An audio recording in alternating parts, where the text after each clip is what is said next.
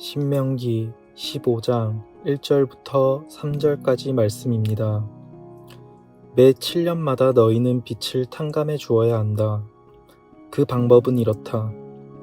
모든 채권자가 자기 동료 이스라엘 사람에게 구워준 빛을 탕감해 주고 그 동료 이스라엘 사람이나 형제에게 독촉하지 말라는 것이다. 빚을 탕감해 주는 여호와의 때가 선포됐기 때문이다. 너희가 이방 사람에게는 빚 독촉을 할 수 있지만 너희 형제가 꾼 빚에 대해서는 탕감해 주어야 한다. 아멘. 성경에서 7이라고 하는 숫자는 완전함을 상징합니다. 예수님께서도 70번씩 7번이라도 용서하라고 말씀하신 의미는 490번까지는 용서하고 491번째부터는 용서하지 않아도 된다는 말씀이 아니라, 용서는 이미 나에게 베풀어 주신 완전한 하나님의 사랑을 의지하여 그 완전함으로 나에게 상처를 준 그 사람을 용서할 수 있어야 한다는 말씀입니다. 본문 1절 말씀을 보면 바로 완전함을 상징하는 숫자 7을 하나님은 사용하시는데, 매 7년마다 우리는 누군가 나에게 진 빚을 탕감해 주어야 한다고 말씀하십니다. 이어지는 2절 말씀에서 어떻게 탕감해 줘야 하는지에 대한 방법을 말씀하시는데, 모든 채권자가 자기 동료 이스라엘 사람에게 구워준 빚을 탕감해 주고 그 동료 이스라엘 사람이나 형제에게 이제 곧 모든 빚을 탕감해 주는 7년이 다가오니 얼른 빚을 갚으라고 독촉하지 말라는 것입니다. 그리고 왜 빚을 탕감해 주고 독촉하지 말라고 하셨는지에 대한 이유를 말씀하시는데, 빚을 탕감해 주는 여호와의 때가 선포되었기 때문이라고 하나님은 말씀하십니다. 빚을 탕감해 주는 하나님의 때가 선포되었다는 것인데, 이 말씀은 어떤 의미일까요? 오늘 본문에서는 돈을 빌려 빚을 졌을 때의 상황을 말씀하고 있는데, 이 말씀을 우리의 삶에 조금은 실제적으로 적용을 해봅니다. 오늘 말씀에서 나에게 빚을 진 사람을 우리가 이렇게 생각해 봤으면 좋겠어요. 나에게 잘못을 한 사람으로 생각을 해봅니다. 그래서 나에게 용서를 구하고 사과를 해야 할 빚이 있는 것입니다. 나에게 아픔을 주고 상처를 준 사람이 있습니다. 그리고 하나님은 하나님의 때가 선포되면, 더 정확하게 말하면 빚을 탕감해 주는, 곧 나에게 잘못한 사람을 용서하라고 하시는 하나님의 때가 선포되면 모든 용서를 완전하게 할 수 있어야 한다는 말씀이죠. 그리고 절대로 독촉, 즉 얼른 나에게 사과하라고, 나에게 준 아픔과 상처에 대해서 잘못을 빌라고 요구하지 말라는 말씀입니다. 그런데 사실 여러분, 이것이 쉽습니까? 나에게 이렇게 큰 아픔과 상처를 준 사람을 아무런 이유와 조건도 없이 그저 하나님께서 용서하라고 하셨으니 용서한다는 것이 정말 가능하겠습니까? 오히려 내가 받은 아픔보다 더 큰 상처로 갚아주고 싶은 마음이 우리들에게 더 크게 있을 것입니다. 왜 하나님은 우리에게 이렇게 순종하기 힘든 명령을 하신 것일까요? 사실 이유는 이미 말씀해 주셨습니다. 하나님의 때가 내 삶에 선포되었기 때문이라는 것입니다. 무슨 말씀입니까?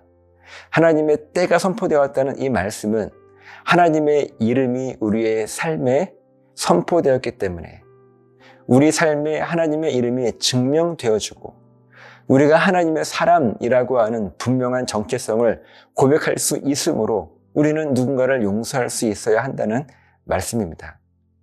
좀 더 실제적으로 말씀을 드리면, 우리 스스로가 이미 하나님 앞에서 도저히 용서받을 수 없는 죄인이었는데 우리 하나님께서 아무런 이유와 조건도 없이 우리를 용서해 주셨고, 그래서 우리가 그 은혜를 오늘도 누리며 살고 있기 때문에 이제는 우리도 나에게 잘못한 그 사람을 용서할 수 있어야 한다는 말씀입니다. 하나님의 사람이란 무엇입니까? 하나님께서 약속하신 구원의 은혜를 하나님께 선물로 받아서 충만하게 경험한 사람이 바로 하나님의 사람이고, 하나님의 때가 그의 삶 위에 선포된 사람입니다.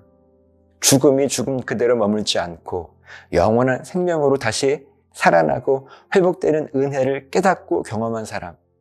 그래서 용서하지 못하는 죽음 그대로 머물지 않고 용서를 통한 회복과 부활을 믿음으로 기대하며 누군가 용서하기를 결단하는 사람. 이 사람이 바로 하나님의 때가 선포된 하나님의 사람의 모습 아니겠습니까? 그렇기 때문에 절대로 할 수 없는 용서를 결단할 수 있게 되는 것입니다.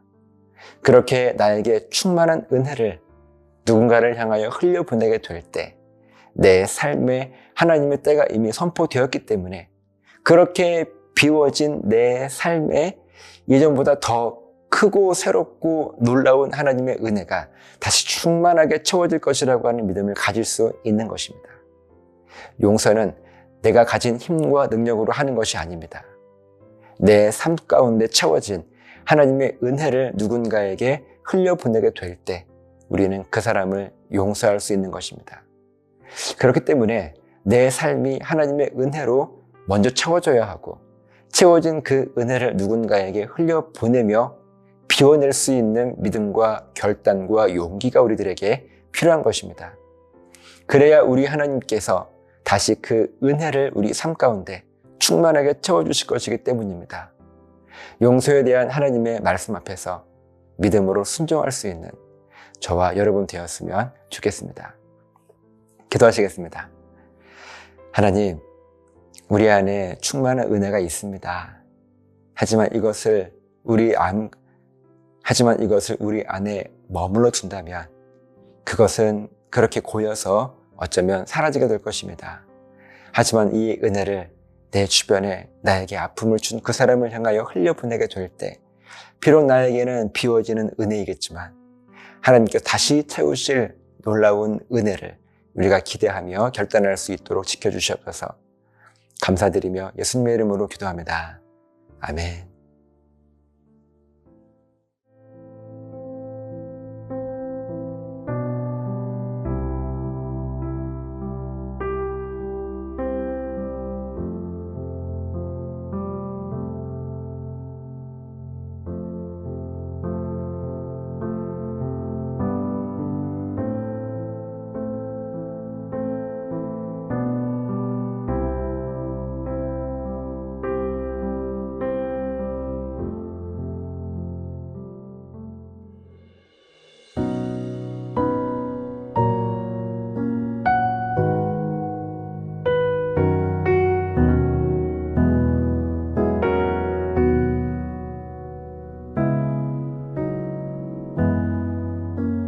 하나님이 날 참 사랑하시네.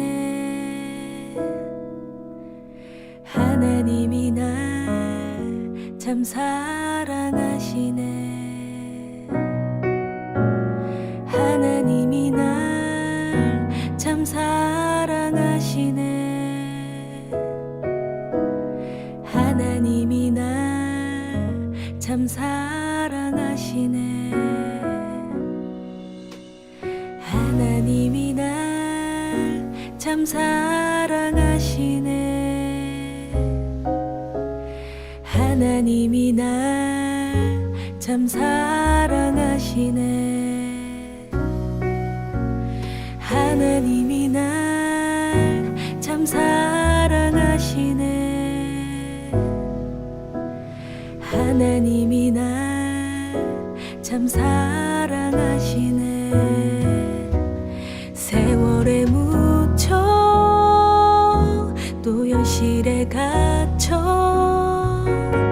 잊고 살다가도 그냥 살다가도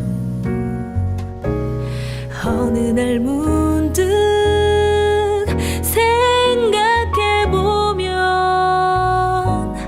하나님이 날 참 사랑하시네.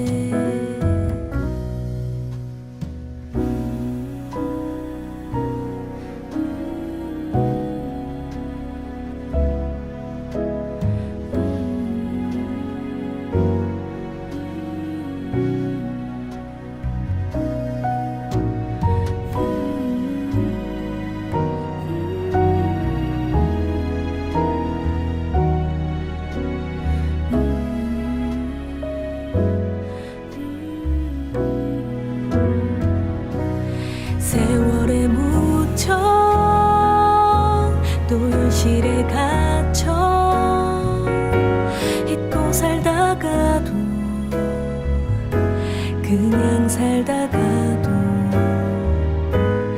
어느 날 문득 생각해보면 하나님이 날 참 사랑하시네. 하나님이 날 참 사랑하시네. 하나님이 날 참 사랑하시네. 하나님이 날 참 사랑하시네. 하나님이 날 참 사랑하시네. 하나님이 날 참 사랑하시네.